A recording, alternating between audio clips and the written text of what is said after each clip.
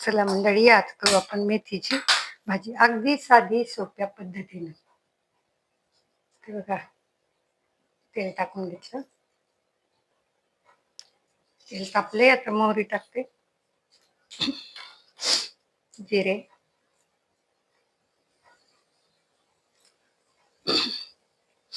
आणि भरपूर लसूण.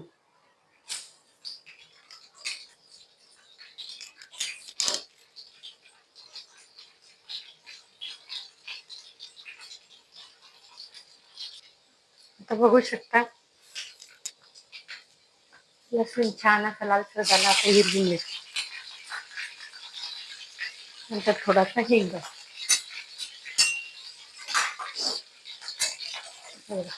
लसूण असा लालसर झाला पाहिजे.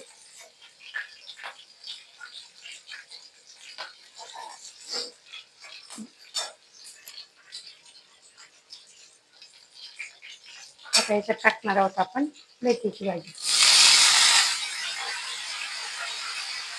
सर्व आवाज आला पाहिजे, छान फोडणी बसते. मेथीची भाजी खाली बसते जशी वाफ आली की. आता मीठ टाकतो आपण. मीठ देतानाच टाकायचं पालेभाज्यांना, कारण त्या पटकन खायला होणार.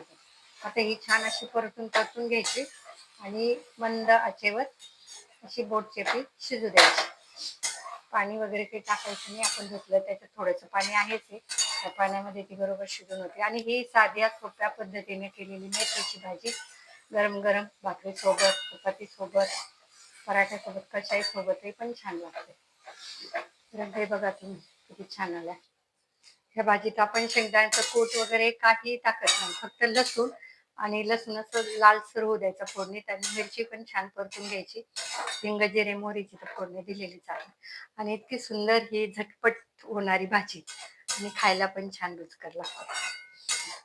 ताजी ताजी आणली होती, आज बाजारात गेली होती तर लगेच निवडली आणि लगेच करायला घेतली. तर झाल्यावर तुम्हाला दाखवते.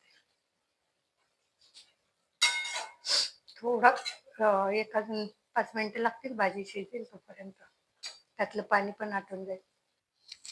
तर हे बघा मंडळी, आपली भाजी तयार झाली. मस्त लागते. नक्की करून बघा.